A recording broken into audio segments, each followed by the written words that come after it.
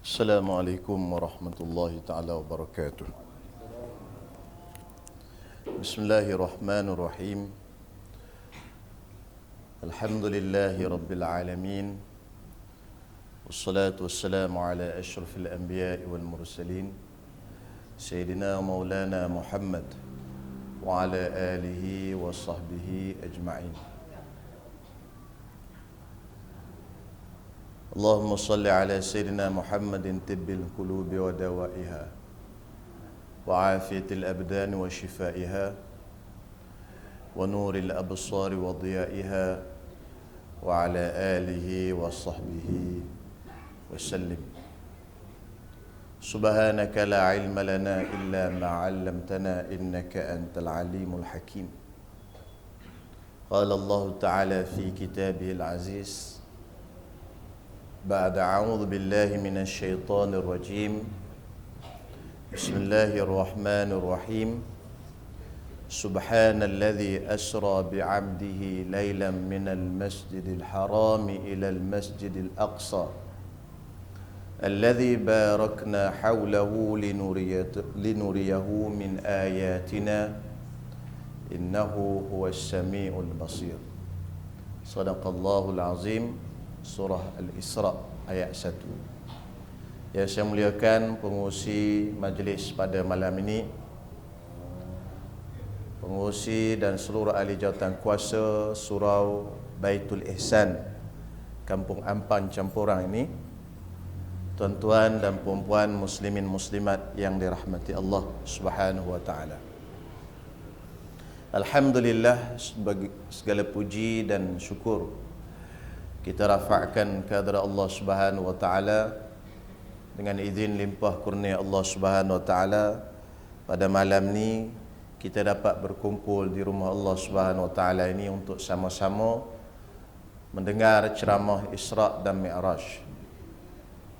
Isra' dan Mi'raj ini kita sambut tidak lain dan tidak bukan melainkan kerana kita cinta dan sayang kepada Nabi sallallahu alaihi wasallam.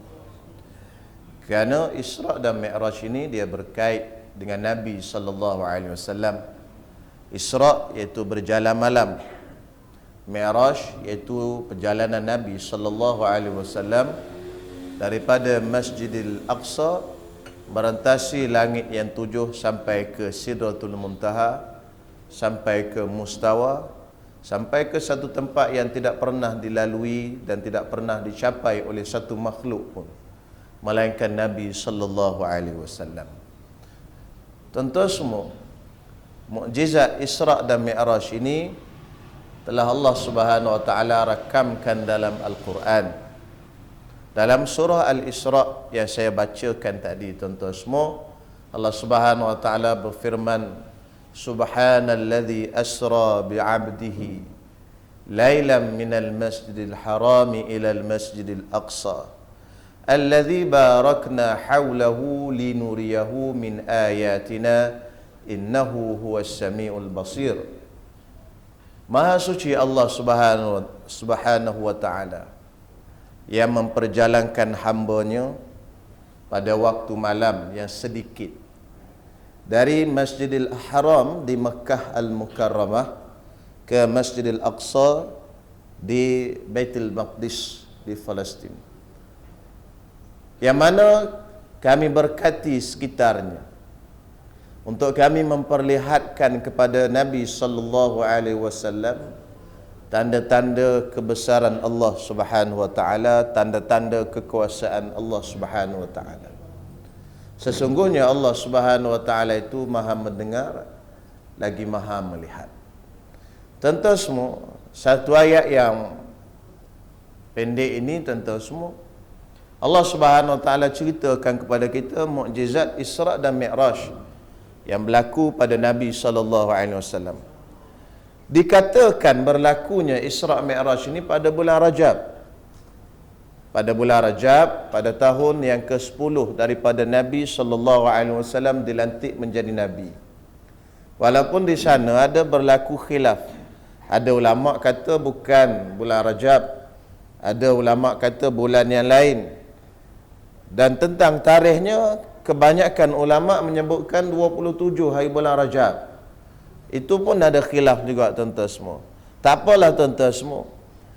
Kerana tuan-tuan semua, agama Islam bukanlah agama yang mementingkan tentang tarikh. Tentang tarikh itu tidak dipentingkan. Kerana itu tuan-tuan semua, kalau kita lihat di dalam Al-Quran, Allah Ta'ala ceritakan peristiwa yang berbagai-bagai. Allah Ta'ala ceritakan peristiwa Ashabul Kahfi. Allah Subhanahu Wa Ta'ala ceritakan bagaimana Nabi Nuh alaihi salam menaiki bahteranya. Allah Subhanahu Wa Ta'ala ceritakan bagaimana Nabi Ibrahim alaihi salam terselamat daripada api. Qulna ya naru kuni bardan wa salaman ala Ibrahim. Allah Subhanahu Wa Ta'ala ceritakan bagaimana Nabi Musa alaihi salam dengan Fir'aun. Allah Subhanahu Wa Ta'ala ceritakan kisah bagaimana Allah Subhanahu Wa Ta'ala mengangkat Nabi Isa alaihi salam ke langit. Tetapi semua kisah ini tentu semua Allah Subhanahu Wa Ta'ala tidak meletakkan tarikh. Tidak satu pun Allah Ta'ala tulis tarikh. Bilakah berlakunya peristiwa Nabi Ibrahim dibakar? Tak ada. Bilakah berlakunya Nabi Isa AS diangkat ke langit? Allah Ta'ala tak letakkan tarikh dalam Al-Quran. Bilakah Nabi Nuh AS menaiki bahteranya? Allah Ta'ala tak letakkan dengan jelas dalam Al-Quran. Kerana Al-Quran adalah satu kitab yang untuk kita ambilkan pengajaran. Bukannya satu kitab yang kita nak pentingkan pasal tarikh dan sebagainya. Maka Allah Subhanahu Wa Ta'ala ceritakan dalam Al-Quran peristiwa yang berbagai untuk kita ambilkan pengajaran. Dan di antara peristiwa itu tentu semua peristiwa Isra' dan Mi'raj. Untuk kita ambil pengajaran daripada peristiwa Isra' dan Mi'raj. Allah Subhanahu Wa Ta'ala mula-mula surah tu Allah Ta'ala kisahkan, Allah Ta'ala sebut Subhana, Maha Suci Allah Subhanahu Wa Ta'ala. Subhana, Maha Suci. Kita dah bacakan lepas mayang tu Subhanallah, Subhanallah, Subhanallah, Alhamdulillah, Alhamdulillah, Alhamdulillah, Allahu Akbar, Allahu Akbar, Allahu Akbar. Nabi suruh kita baca 33 kali. 33 kali setiap satunya lepas daripada tiap-tiap kali lepas mayang.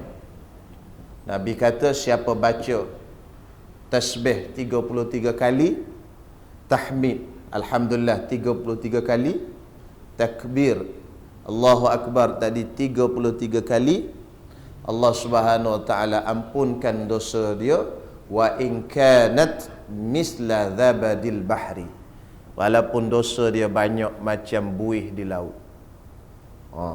Tuan-tuan pernah pergi laut? Tak pernah. Orang sini tak pergi laut ya?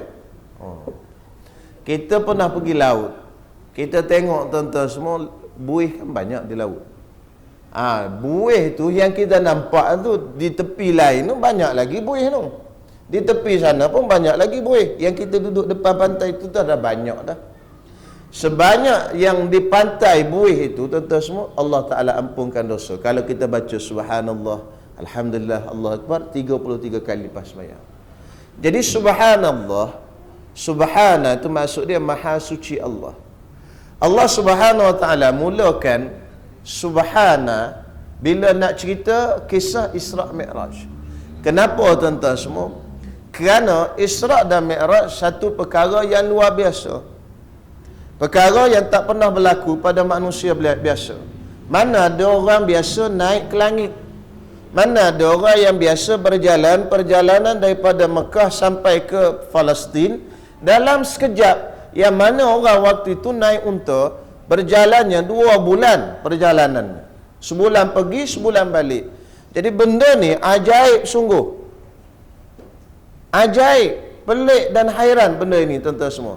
Maka Allah Ta'ala ajar pada kita, bila kita tengok benda pelik dan ajaib, kita kena kata Subhanallah. Itu Allah Ta'ala nak ajar. Pasal itu Allah Ta'ala mulakan kalimah Subhana. Mana tiap-tiap kali kita tengok benda ajaib, kata apa? Subhanallah. Hari ni kita tak kata begitu. Anak-anak kita, budak-budak, kalau dia tengok benda ajaib, benda yang pelik-pelik, oh my God. Itu yang dia sebut. Dia tak sebut Subhanallah. Dia sebut oh my God. Dah. Apa satu lagi istilah saya tak ingat, lul ke apa benda dia panggil kan. Jadi tuan-tuan semua, istilah-istilah itu yang diajar dalam minda dan pemikiran anak-anak kita. Sedangkan Nabi ajar, bila kita tengok benda-benda yang ajaib, kita sebut subhanallah. Jadi tuan-tuan tengok benda pelik, subhanallah. Nah, tengok GST 6%, subhanallah. Ajaib kan tuan-tuan semua? Tak ajaib ke? Ajaib. Dalam duit-duit tak ada ni tuan-tuan semua. Nah, dia bagi 6% pula kita. Ajaib. Jadi sungguh ajaib.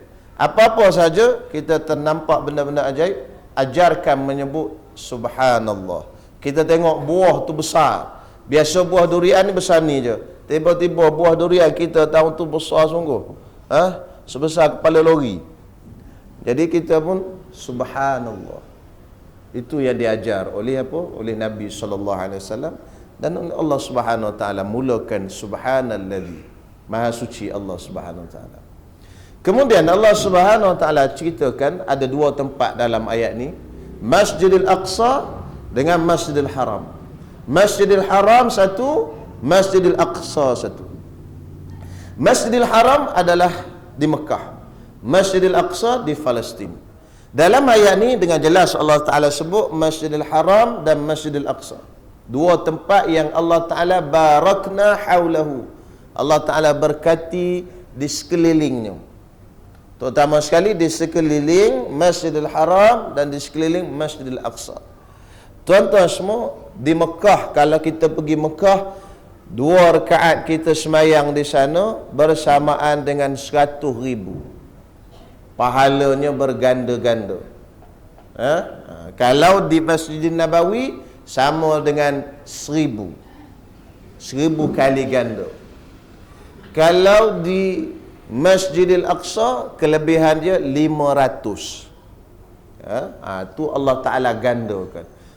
Pasal itu tuan-tuan semua, kita nak sangat pergi ke Mekah, nak sangat pergi ke Masjidil Haram. Di sana Allah Ta'ala gandakan ibadat kita. Jadi tuan-tuan semua, kalau ada duit, jangan simpan-simpan duit tu. Pergi ke Mekah, tunaikan perkara yang wajib, haji tu. Kalau tak boleh pergi haji tu lagi, nama tak naik-naik. Pasalkan sekarang tunggu giliran. Kalau tuan-tuan daftar sekarang, 40 tahun lagi akan masuk. Jadi kalau umur tuan-tuan semua 40 sekarang, 80 lah boleh pergi Mekah. Eloklah bawa tongkat. Gigi pun dah tak ada dah. Orang duk labbaik Allah, dia pun labbaik Allah, tersembuh-sembuh. Jadi tuan-tuan semua, masa tu kita, tuan-tuan semua, kalau kita ada duit, kita usahakan biar kita dapat pergi ke sana, menunaikan ibadat tuan-tuan semua di sana. Pahalanya berganda-ganda. Di Mekah pahala dia banyak. Semayang di sana seronok. Dan siapa yang ada duit, dia tak uzur, dia sihat, dia tidak ada apa-apa masalah, dia tak pergi tunaikan haji di Mekah, maka dia dapat satu gelaran. Gelaran apa? Gelaran fasik. Mana-mana orang Islam ada duit, cukup syarat, cukup semua, tetapi dia tak pergi, tak ada apa-apa uzur, sihat tubuh badan semua, tetapi dia tak pergi menunaikan haji di Mekah, dia dapat gelaran fasik. Pasal apa tuan-tuan semua? Pasal haji ni wajib. Tak pergi buat haji, dosa. Siapa yang buat dosa, berkekalan buat dosa, tak nak pergi tuan-tuan semua, dapat dosa menjadi fasik. Apa jadi fasik tuan-tuan semua? Fasik ni tuan-tuan semua, dia tak boleh jadi saksi. Pasal itu kalau tuan-tuan nak berkahwin, kalau tuan-tuan nak berkahwin atau nak berkahwin lagi, kan, sekiranya dah kahwin, nak kahwin lagi, sesiapa saja yang kita lantik nak jadi saksi nikah anak kita dan sebagainya, tuan-tuan semua kena periksa dulu. Adakah dia ini orang yang sembahyang atau tidak? Adakah orang yang buat dosa besar? Jangan tuan-tuan semua main pilih je saksi, ikut cekuk je tuan-tuan semua. Mana boleh. Saksi apa-apa pun tak kira lah. Saksi nikah hak mudah kita buat selalu. Saksi kes jenayah ke apa, sama. Kalau undang-undang hudud pun sama. Orang yang buat dosa besar, dia tak boleh jadi saksi. Jadi saksi nikah, tuan-tuan semua, mesti orang yang semayang.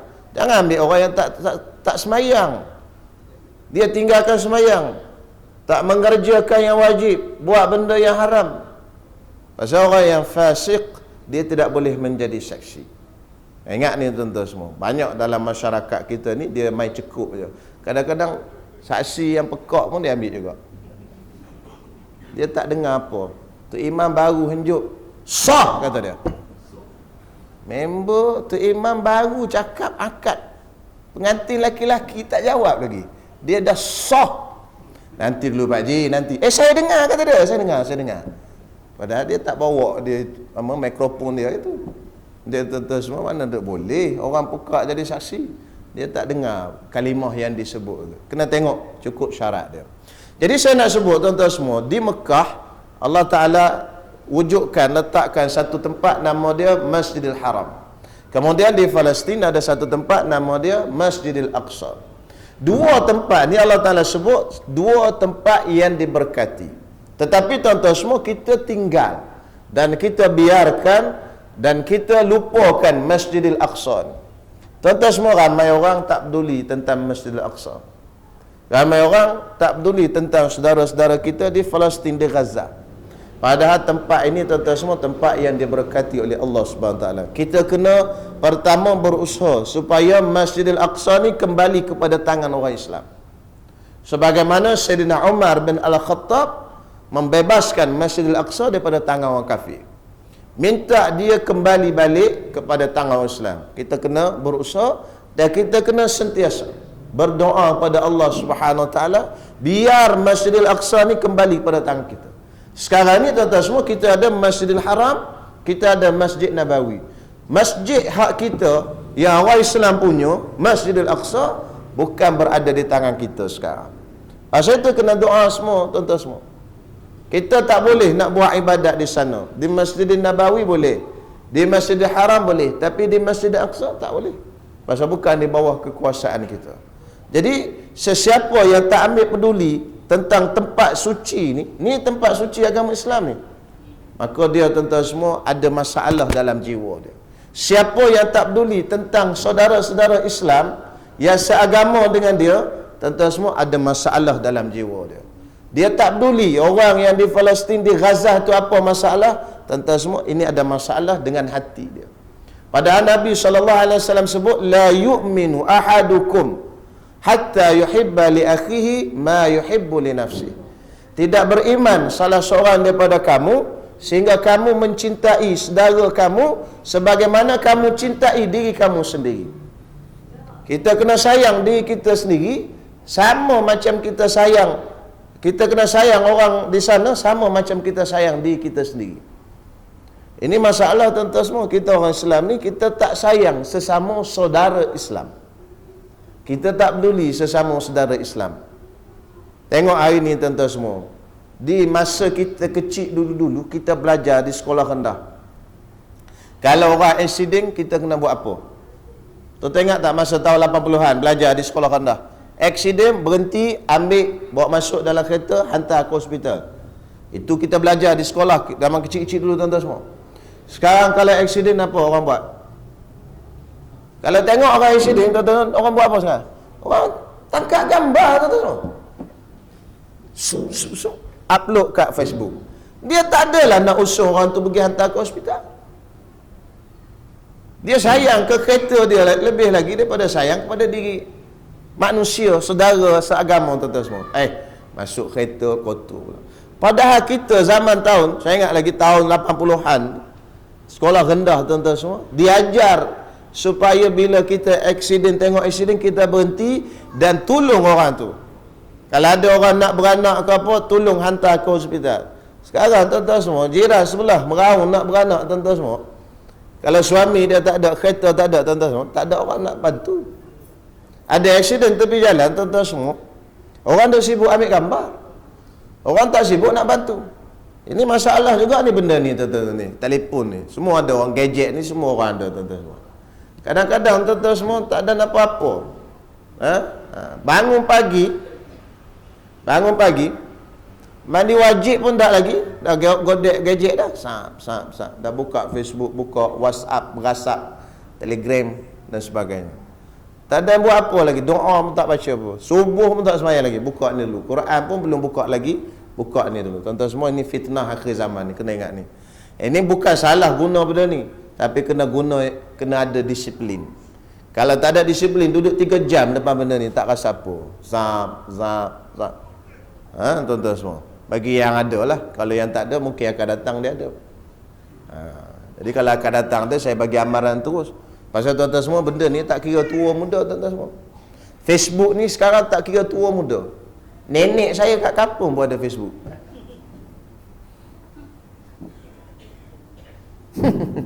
Tuan-tuan semua, dah tua dah tuan-tuan. Nak masuk 70 ada Facebook. Tapi anak cucu lah duk main dia.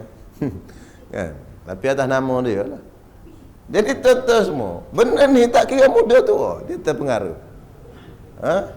Mak saya telefon, minta suruh beli telefon yang boleh boleh gosok, dia kata.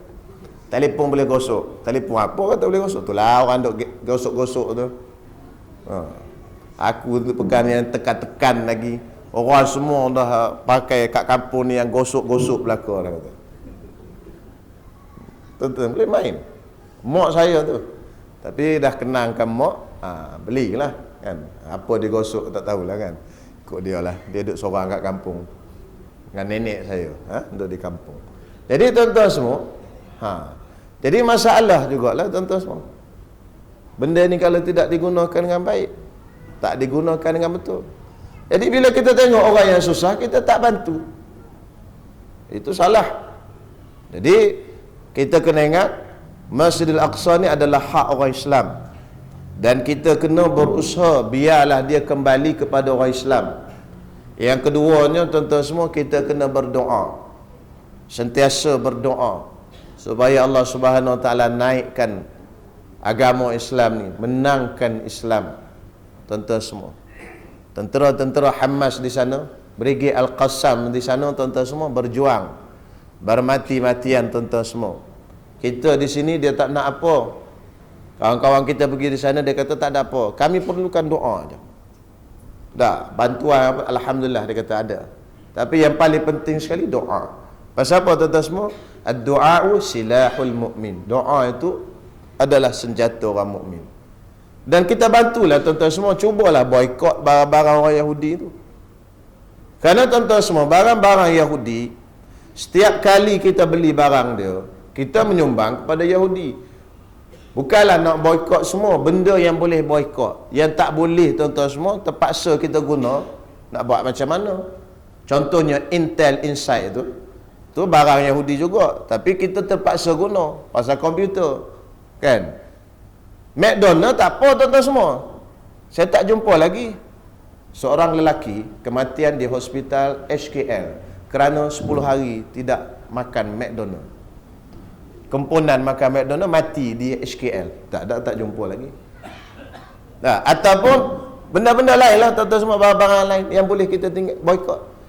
Kerana tuan-tuan semua, barang yang kita beli daripada mereka ni tuan-tuan semua, kita menyumbang kepada kemenangan orang-orang Yahudi itu. Ini tak masuk lagi, Nabi tak berjalan lagi ni. Ini baru cerita tempat. Jadi Mekah dan Masjidil Aqsa, Palestin, dua tempat. Yang mana Allah Subhanahu Wa Taala kedua-duanya memberkati tempat ini tuan-tuan semua, dan Allah Taala pilih dua tempat ini untuk menjadikan apa benda, tempat-tempat yang ada dalam peristiwa Isra' dan Mi'raj Nabi sallallahu alaihi wasallam. Kemudian tuan-tuan semua, dalam ayat tadi Allah Subhanahu Wa Taala sebut subhanalladzi asra bi 'abdihi. Maha suci Allah Subhanahu Wa Taala yang memperjalankan dengan hamba dia. Allah Taala panggil kepada Nabi hamba. Pada malam Isra' Mi'raj ni Allah Taala nak angkat Nabi ke satu tempat yang tidak ada orang sampai tempat itu. Tapi tuan-tuan semua, Allah Ta'ala panggil kat Nabi Muhammad abdun bi'abdihi, hamba. Kenapa tuan-tuan semua? Kerana gelaran yang paling Nabi sallallahu alaihi wasallam suka ialah hamba. Nabi kata ana abdun wa ana akilu kal abdi, atau kama qala Rasul sallallahu alaihi wasallam. Aku adalah hamba dan aku makan seperti hamba. Nabi tidak makan di atas meja. Tuan-tuan semua, Nabi tak makan di atas meja. Di sini ada makan atas meja? Ada? Makan atas meja pula. Tak. Jangan tuan-tuan semua makan atas kursi. Jangan makan atas meja. Makan atas kursi di meja. Nabi tak makan atas meja, kita pun tak makan atas meja tuan-tuan semua. Dan Nabi juga tak makan di meja. Nabi makan di bawah, di lantai. Kita makan atas kursi, di meja. Tu ayat tu kena dengar elok-elok. Makan atas meja. Macam tuan-tuan semua, kaki kebas dengan kebah kaki lain. Tuan-tuan jalan-jalan kebah kaki. Itu kebah kaki. Kalau kaki kebas lain. Tuan-tuan bawa selipar mahal-mahal, tengok tak ada, tu kaki kebas. Boleh beza kaki kebas dengan kebah kaki. Tu beza. Nabi kata, aku tak makan di meja. Kenapa? Kerana aku makan seperti hamba. Nabi makan di lantai. Nabi makan di bawah macam hamba makan, tuan-tuan. Dan Nabi SAW tak nak dinampakkan dia ni sebagai seorang yang sombong. Tetapi bukan berarti kita tak boleh makan di meja. Mana sekali-sekala tuan-tuan semua cubalah makan di bawah. Cubalah rasai makan di lantai. Rasakan keadaan macam mana seorang yang susah makan di lantai. Pasal itu tuan-tuan semua, Nabi dia ni kalau dia berjalan ni Bukit Uhud tu minta, ya Rasulullah, aku nak jadi mah untuk kau. Bukit minta jadi mah kat Nabi, tapi Nabi tolak. Pasal apa? Nabi nak rasai kesusahan. Nabi nak rasa kehidupan macam seorang hamba biasa. Nabi tuan-tuan semua, kalau dia nak hidup semewah-mewahnya, bukit nak jadi mah kat Nabi tuan-tuan semua. Kita ni tak ada bukit lagi nak jadi mah. Adakah tuan-tuan jalan-jalan bukit panggil? Wahai si fulan, aku nak jadi mah kat kau. Oh, kalau bukit bercakap kat kita nak jadi mah, apa kita jawab? Yahoo! Terus tuan-tuan semua dah melompat. Boleh? Tak? Tapi Nabi kata tak nak. Pasal dia nak rasa kehidupan sebagai seorang hamba. Pasal itu tuan-tuan semua, orang yang tak pernah rasa hidup susah, dia tak reti kesusahan orang lain. Orang yang tak pernah rasa menoreh getah tuan-tuan semua, nak dapat RM2, RM3 satu hari, dia tak reti kesusahan orang lain. Dia tak rasa macam mana orang susah. Pasal tu Nabi nak rasa kehidupan yang susah tu, supaya boleh dia tahu macam mana orang susah tuan-tuan semua. Itu pasal tu kita tengok orang setengah-setengah, kalau dalam kita katakan dalam kepimpinan dan sebagainya, kalau orang ni tuan-tuan semua, dia tak pernah rasa susah, dia tak reti kesusahan orang. Dia tak pernah makan catu tuan-tuan semua. Dia tak pernah makan nasi dengan garam. Dia tak pernah makan nasi dengan kering. Kering ni, tapi kering mahal sekarang. Kalau dulu ikan kering ni murah, orang miskin dia makan kering. Sekarang orang kaya makan kering, pasal kering mahal. Orang miskin makan ikan sardin, tu pun kena GST. Jadi tuan-tuan semua, dia tak pernah rasa tuan-tuan semua, jadi susah. Pasal itu kita kena rasa, kita kena menjiwai kehidupan seorang, baru kita rasa. Seorang suami, dia tak pernah rasa kesusahan isteri, dia relax je tidur kat rumah, baca surat khabar, bini kat dapur ada masak nasi, masak sayur, pegang anak lagi sebelah kiri, tangan gosok baju pula. Tak, dia relax tengok cerita apa benda Maharaja Lawak. Tuan-tuan. Padahal tuan-tuan semua, masak nasi ni tak wajib. Orang perempuan tak wajib masak nasi. Orang perempuan, isteri, bukan kewajipan isteri buat masak nasi, basuh baju apa semua ni. Perempuan dengar elok-elok ni. Tidak menjadi kewajipan seorang isteri menjaga rumah tangga. Isteri dua benda je wajib. Yang pertama, isteri wajib apa benda? Duduk di rumah. Nak keluar rumah, minta izin. Itu pertama. Kalau nak pergi mana-mana, minta izin. Kalau keluar rumah tanpa kebenaran suami, dia panggil nusyus. Yang kedua, bila suami panggil ke tempat tidur, cepat-cepat datang. Tu. Nabi kata, kalau suamimu panggil, falta'tiha, hendaklah kamu datang. Falta'ti, hendaklah kamu datang. Walau kanat 'ala tanur, walaupun kamu sedang duduk di atas dapur. Maksudnya sedang masak, kalau suami panggil, datang. Itu je wajib isteri. Panggil, datang. Panggil, datang. Itu je lah. Duduk diam je lah. Masak tak wajib Basuh baju, tak juga. Basuh berak anak, tak juga. Lepas tu, tak ada apa, dua tu je. Jadi duduk kat rumah, relax gini je. Basuh baju siapa wajib? Suami wajib. Kalau dia tak boleh basuh sendiri, dia kena upah orang. Masak pun sama. Dah, basuh berak anak pun sama. Pasal itu kewajipan dia. Pasal anak dia, bin dia. Adakah anak bin mak?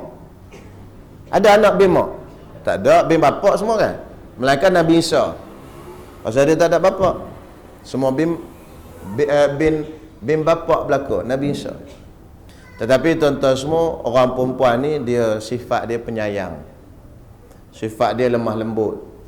Dia masak. Alhamdulillah tuan-tuan semua. Itu bukan wajib. Dia basuh kain, dia buat semua kerja rumah. Alhamdulillah lah kan. Tapi perempuan semua jangan pula dengar malam ni gini ni, balik lepas ni kerah gini ya. Pasal apa engkau ni? Suami tanya, kerah je tak masak apa ni? Ustaz ceramah Isra Mi'raj malam tadi kata tak wajib. Saya tak wajib buat apa? Semua abang kena buat belaka. Oh, tuan-tuan haru biru Tuan-tuan semua buatlah terus kalau perempuan semua. Cuma saya nak bagi tahu, tidak wajib. Bukannya kewajipan dari segi hukum fiqh ni. Hak urusan rumah tangga tu teruskan. Baguslah. Jadi sebagai suami begitulah, kita kena jiwai lah. Kadang-kadang orang Melayu kita ni dia tanamkan dalam fikiran, kalau jemur kain, kau jemur kain takut ke bini pula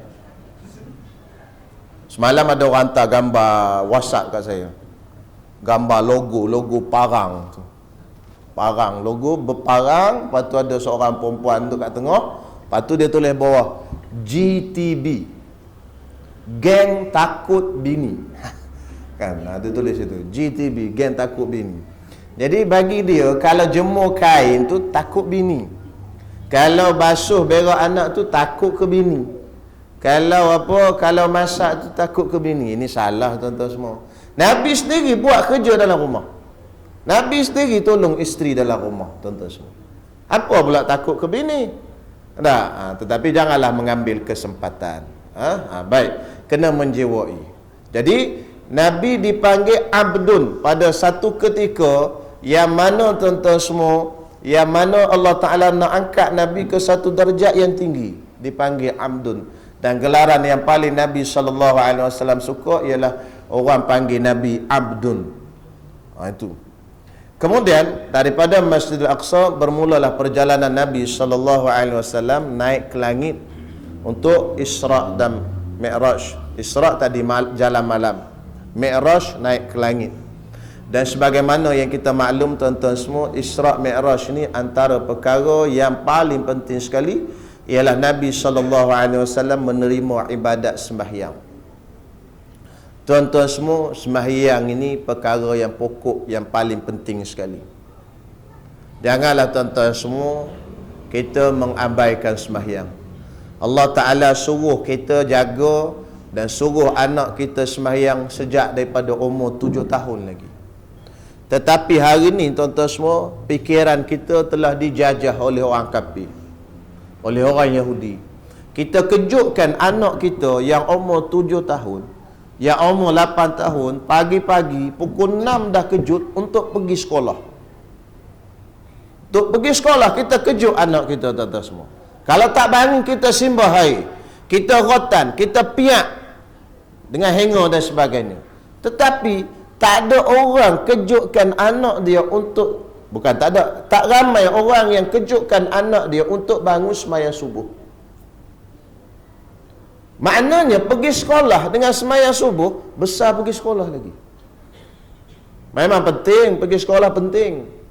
Tetapi sembahyang subuh tu penting. Pasal sembahyang subuh tu suruhan Allah.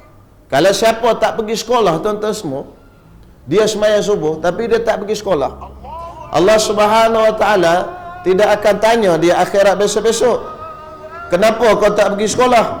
Tetapi kalau tak sembahyang subuh, tuan-tuan semua, Allah Subhanahu Wa Taala tanya di akhirat nanti. Tidak ada dalam kubur besok-besok Munkar Nakir akan tanya, kenapa kau tak pergi sekolah? Tetapi tuan-tuan semua, malaikat Munkar Nakir akan tanya, kenapa tak sembahyang? Tetapi kenapa kita sanggup kejutkan anak kita untuk bangun pergi sekolah, tetapi kita tak kejutkan anak kita untuk sembahyang subuh? Bahkan boleh lebih teruk lagi, anak kita yang duduk hostel, yang duduk asrama, yang duduk universiti, balik kadang-kadang, balik cuti semester dan sebagainya, tak kejutkan untuk sembahyang subuh. Dengan alasan dia penat dah belajar 2-3 bulan di semester, apa benda di universiti, satu semester di universiti, penat mengaji. Tak apalah, biar dia berehat. Tuan-tuan semua, masuk tengok anak sedang tidur, berdengkur, krrr. Tuan-tuan semua, rasa apa? Rasa kesiannya nak kejutkan anak sembahyang subuh. Rasa tak sampai hati nak kejutkan anak yang sedang lena sembahyang subuh. Tak? Tapi sampai hati tak besok-besok anak yang itu dibakar dalam api neraka? Mungkin kita rasa lebih tak sampai hati. Dia dah balik, dia dah besar, dia dah duduk universiti dah. Kenapa kita tak kejutkan dia? Dia duduk hostel dah, tak kejutkan dia. Perkara besar malam Isra' dan Mi'raj ni, bila sebut tuan-tuan semua, ingatlah sembahyang perkara besar sekali. Dan sembahyang ni tuan-tuan semua, akhir zaman ni ramai orang tinggal. Saya nak tanya tuan-tuan semua, sembahyang apa orang yang ramai tinggal? Sembahyang apa agak kau tuan-tuan? Subuh, asar. Subuh dan asar. Dalam sembahyang subuh dengan asar ni tuan-tuan semua, ramai sekali orang tinggal. Subuh tuan-tuan semua, biasalah pagi-pagi. Tetapi kalau dibandingkan subuh dengan asar, ramai orang tinggal sembahyang asar lagi. Mungkin kita rasa orang sembahyang subuh ramai tinggal tuan-tuan semua. Tetapi orang yang bekerja, bila dia bangun pagi, dia nak pergi kerja, dia sembahyang juga subuh 2 rakaat. Sambil-sambil dah dia mandi dah apa, dia sembahyang subuh 2 rakaat. Tetapi ramai sekali orang tinggal sembahyang tuan-tuan semua, sembahyang asar. Tuan-tuan bayangkan, keluar pejabat 5 atau 5:30. Nak sembahyang di pejabat, takut lambat, takut jam tengah jalan, terus balik jam juga, tak berhenti. Tak, rasa dah lewat tak berhenti. Masjid banyak di sekitar tepi jalan, tak berhenti, terus balik ke rumah, tak masuk rumah lagi, ambil anak dulu, pergi ambil anak, balik ke rumah, sampai ke rumah pukul 7 katakan, jam 1 jam setengah lebih dah, sampai dekat pukul 7. Buat masuk anak semua ke rumah, berehat dulu depan TV, tengok TV. Hai, penatnya jam. Anak pun tengok TV, bapak dengan mak pun tengok TV. Anak tengok Doraemon, bapak dengan mak pun tengok Doraemon juga. Sama-sama tengok Doraemon. Mak dan anak jadi hantu Doraemon. Jadi tuan-tuan tengok ralik tuan-tuan semua, lalai sampai masuk maghrib. Asar tak sembahyang. Ramai orang tak sembahyang asar tuan-tuan semua. Tinggalkan sembahyang asar. Tinggal satu sembahyang ni tuan-tuan semua, azab dalam api neraka. Kemudian maghrib orang sembahyang, isyak ramai orang sembahyang, zuhur pun ramai orang sembahyang, subuh dengan asar. Pasal itu Nabi SAW kata, man sallal bardain dakhalal jannah. Siapa sembahyang 2 yang sejuk, masuk dalam syurga. Jadi bila kita ingat Isra' dan Mi'raj, ingatlah sembahyang. Selain daripada kita mengingati sembahyang tuan-tuan semua, kita juga disuruh untuk memperbetulkan sembahyang kita. Tuan-tuan semua, dah berapa tahun dah kita sembahyang? Cuba kita tengok betul tak semayang kita. Berpuluh-puluh tahun dah semayang. Ada yang 20 tahun semayang, 30 tahun semayang. Cuba kita cek bacaan kita tu betul ke tak.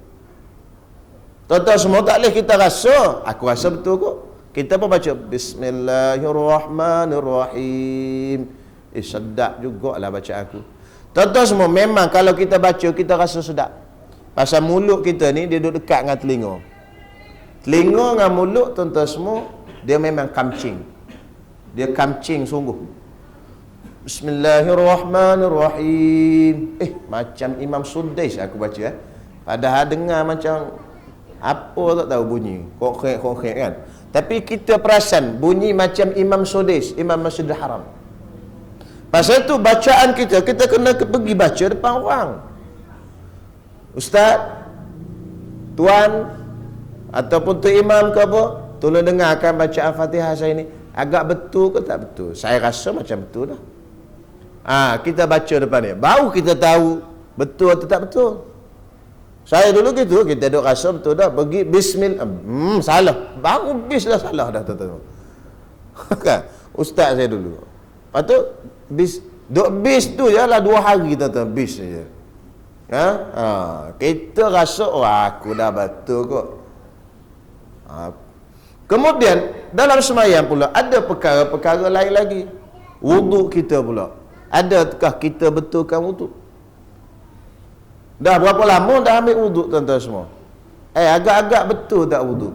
Perempuan kat belakang, agak-agak betul tak wuduk? Kena belajar bagi betul wuduk. Wuduk pun berkaitan dengan semayang juga. Bila sebut Isra' dan Mi'raj, dia tak boleh lari daripada semayang. Tuan-tuan ada basuh tak rambut ni, sideburn ni? Perempuan semua belakang, ada basuh tak sideburn? Ni ambil wuduk ni kan, biasanya orang perempuan ni dia rambut dia, sideburn dia panjang ke bawah. Dia panjang sampai ke bawah ni. Bila dia panjang, dia selak letak belakang, diikat belakang. Bila dia basuh muka, basuh sikit baru rambut, yang lebihnya lagi duduk belakang. Perasan tak? Basuh sikit je, lebih lagi rambut tu duduk belakang. Padahal rambut tu dalam muka. Tu nak tengok orang perempuan. Tuan-tuan semua balik tengok isteri kita, tengok selok lah. Tak apalah rambut rumah kita kan, boleh kita nak selok pun 4 hari 4 malam pun tak haram. Selok pun tak apa. Tengok ni rambut awak ni, sideburn ni ada sini ni, awak tarik ke belakang ni. Ni duduk dalam bahagian muka. Bila ambil wuduk kena basuh semua ni sampai ujung. Tuan-tuan semua, janggut kan, kita ni janggut ni duduk dalam muka. Mana janggut yang bawah ni bukan muka. Yang dalam muka ni wajib basuh. Yang bawah luar muka tu tak wajib. Jadi kena basuh betul-betul. Kalau janggut terpanjang sampai ke ujung lah lari ni. Kalau tuan-tuan ada taik lalat, lepas tu ada bulu dalam taik lalat tu, ada orang simpan bulu kan, bulu taik lalat tu ada bulu panjang sampai ke kaki bulu tu. Jadi kalau basuh muka tu tarik sampai, boleh faham tak? Wuduk tuan-tuan semua, semayang lah tu. Ini Isra' dan Mi'raj ni tuan-tuan semua. Apa yang membatalkan semayang? Air semayang, apa yang membatalkan? Kena ingat. Ini lelaki pula saya nak sebut. Kan semayang Jumaat kan tidur kuat. Pasal apa boleh jadi tidur hari Jumaat? Pertamanya hari Jumaat tak cuti. Jadi dah kerja penat, masuk pula dalam masjid. Dia sengaja cari masjid yang berekon. Masjid mana ada aircon apa? Sedap tidur sikit. Dia kira khutbah ni pergi nak tidur je. Jadi dia pergi cari masjid yang berekon. Masuk tu, khatib baru, Assalamualaikum, dia dah tongkat dagu dah. Tidur tuan-tuan semua. Jadi masalah tuan-tuan semua, tidur tu bila dah kepala turun sampai ke lantai, punggung dah naik dah. Punggung naik. Tuan-tuan perasan tak punggung naik? Kalau punggung naik, tidur dalam keadaan punggung tak tetap, apa jadi? Apa jadi tuan-tuan semua? Batal wuduk. Lepas tu Bila qamat Allahu Akbar, Allahu Akbar, dia bangun sembahyang Allahu Akbar. Dia wuduk dah batal sembahyang Jumaat apa? Pergi ambil sembahyang dulu. Tuan-tuan tengok ramai orang di masjid ni tu. Pertama sekali duduk belakang-belakang. Dia punya sujud, dia punya tidur tu sampai ke kepala, dahi tu sampai cecah ke lantai lah. Tu perkara yang berkaitan sembahyang. Pasal tu bila kita sebut Isra' Mi'raj, dia tak ada lagi dengan sembahyang. Jaga sembahyang. Sembahyang berjemaah. Berapa ramai yang sembahyang jemaah tak rapatkan saf. Dia jadi marah pula orang ajak dia rapat saf. Ada satu budak, dia ada budak-budak muda lah macam Pak Hussein ni, lebih kurang. Dia duk ikut-ikut saya, kuliah saya selalu. Dia cerita kat saya. Dia kata, Ustaz, ada satu tempat tu, saya semayang, duduk sebelah saya orang tua. Tapi dia punya jauh saf tu, seorang boleh masuk. Saya pun kuit, ajaklah dia dekat, pakcik rapat sikit. Dia marah kat saya, Ustaz. Dia cakap kat saya, aku semayang kau tak lahir lagi, kata dia. Apa dia cakap, tuan-tuan semua? Aku semayang kau tak lahir lagi. Oh, tuan-tuan semua, bahaya. Memanglah dia tua, memanglah dia semayang tak lahir lagi. Mana boleh cakap begitu, tuan-tuan semua? Itu maksud takabur. Sombong, tak nak terima kebenaran. Tuan-tuan semua, kalau orang ajak rapatkan saf, tak kira lah budak sebudak macam mana pun, kita kena rapatkan saf. Pasal kalau di zaman Rasulullah, tuan-tuan semua, ada sahabat-sahabat Nabi yang luruskan saf dengan pedang, tarik. Kalau buat kat Malaysia, tuan-tuan semua, habis tumik. Tengok habis belakang tumik, tuan-tuan semua. Sampaikan bangkuk. Kemudian tak rapat saf. Sama juga dengan orang perempuan. Bukan kata orang laki-laki je kena rapat saf, orang perempuan kena rapat saf. Pasal tu tuan-tuan semua, bila saya pergi mana-mana tazkirah, saya pesan pada orang perempuan, kalau boleh orang perempuan tak payah bawa sejadah datang masjid. Jangan bawa lah, kapet kita dah cantik dah, tak ada masalah, dia dah cukup elok dah, bersih. Dan insya-Allah kalau sujud atas kapet ni tidak akan luka dahi, kerana dah tebal dah, dan tidak akan meninggalkan kesan-kesan yang buruk pada dahi. Pasal apa, tuan-tuan? Bila bawa sejadah, dia satu masalah dia. Bila bawa sejadah pula beli kat Turki, besarnya sebesar-besar, member sebelah tak nak naik, dia conquer sejadah dia seorang. Jadi dah member sebelah bentang pula sejadah, dah jauh dah jarak di antara sejadah, tuan-tuan semua. Jadi kalau bawa begitu, tuan-tuan semua, jadi dah jauh. Orang perempuan pun sama je lah, rapat saf pun sama dengan orang lelaki-lelaki, tak ada masalah. Tak, kena jaga, tuan-tuan semua, bab semayang ni. Kita sebut Isra' dan Mi'raj, kena jaga. Itu Nabi SAW terima daripada Allah SWT sendiri semayang, bukan terima melalui perantaraan satu-satunya tu. Bawa turun ke bawah